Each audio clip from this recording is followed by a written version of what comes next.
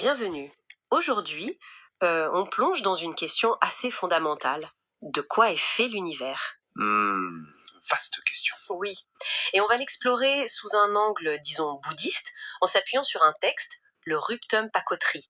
L'idée, c'est de voir comment ce texte décrit les briques élémentaires de la matière. Et surtout, comment on est censé les appréhender? C'est ça qui est intéressant. Exactement. Un mélange d'observation, de perception directe, mais aussi de logique.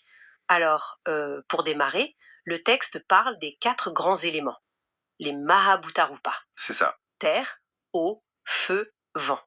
Patavi, Apo, Tejo, Vayo. Mais attention, ce n'est pas juste la terre qu'on touche. Non, pas exactement. C'est plus subtil. Il faut voir ça comme des qualités, des principes fondamentaux. Des qualités, c'est-à-dire Patavi, la terre, c'est la qualité du solide, du résistant, mais ça inclut aussi le mou, le tendre. C'est cette solidité intrinsèque, quoi. D'accord. Apo, l'eau, c'est le principe de cohésion, ce qui lie les choses entre elles. C'est aussi le fluide, l'aspect liquide. Ok.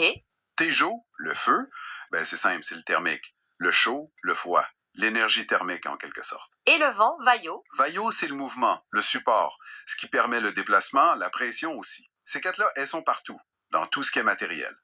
Et, point clé, elles sont inséparables. Inséparables. Mais alors, si je comprends bien, elles ne viennent jamais seules non plus. Exactement.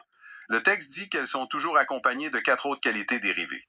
On a la couleur, varna, l'odeur, ganda, le goût, rasa, et une sorte d'essence nutritive, oja. On pourrait dire l'aspect énergétique ou potentiel nutritif. Voilà.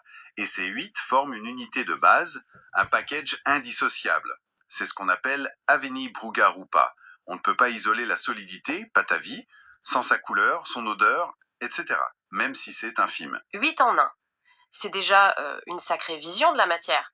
Mais j'ai lu que ça allait encore plus loin dans l'infiniment petit. Tout à fait. On arrive au concept de kala. C'est décrit comme la plus petite unité de matière qui soit. La plus petite, vraiment. Oui, et chaque kalapa est justement composé de ces 8 qualités inséparables. Lavini, Brugarupa. Mais le plus fou, c'est leur durée de vie. Ah oui. Elles sont incroyablement éphémères. Elles apparaissent et disparaissent à une vitesse inconcevable. Bien plus rapide que ce que nos sens ou même nos instruments peuvent détecter. Attends une seconde. Si ça apparaît et disparaît quasi instantanément, comment ça forme une table, par exemple? Une table, ça a l'air stable, quand même. Bonne question. En fait, ce qu'on perçoit comme un objet solide, stable, c'est un agrégat, un samukara, d'un nombre absolument gigantesque de ces calapas. Un agrégat. Oui, c'est leur flux continu et hyper rapide d'apparition et de disparition qui donne cette illusion de permanence. Un peu comme les images d'un film qui défile. D'accord, je vois l'analogie. Et entre ces agrégats, Il y a l'élément espace, akasa. C'est ce qui permet de distinguer les objets, de délimiter ces agrégats de calapas. ok, cette histoire de calapas qui flash, c'est vertigineux. Mais alors comment on sait si c'est imperceptible? Le texte mentionne l'œil du Dhamma, le Dhamma Chaku. Oui, le Dhamma-chaku, c'est présenté comme une perception directe, une sorte de vision intérieure affinée par la pratique méditative. Une sorte de super microscope mental. On pourrait dire ça, oui. Ça permettrait de voir cette réalité fondamentale des calapas, mais attention, ce n'est pas la seule voie. Ah bon? Non, et c'est là que ça devient très intéressant. Le texte insiste énormément sur l'investigation personnelle. Ne pas croire sur parole. Comme dans le Kalamasutra. Exactement. L'esprit du Kalamasutra est très présent. Examinez par vous-même. Ne vous fiez pas aveuglément au texte, au maître, à la tradition.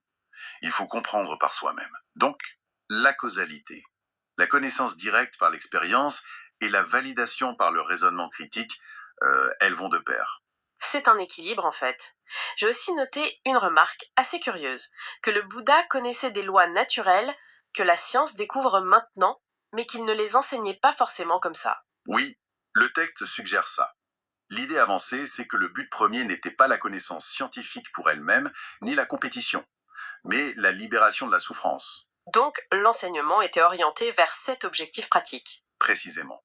Peut-être pour éviter des dérives, des conflits liés au savoir et au pouvoir. Donc, pour résumer un peu cette exploration, on a une vision de la matière comme un flux constant d'unités fondamentales, les kalapas. Oui, composé de 8 qualités inséparables. Et ces unités sont ultra rapides, éphémères. Absolument. Et tout, absolument tout, découle de causes et de conditions. Le Etupaka. C'est une loi fondamentale, intemporelle.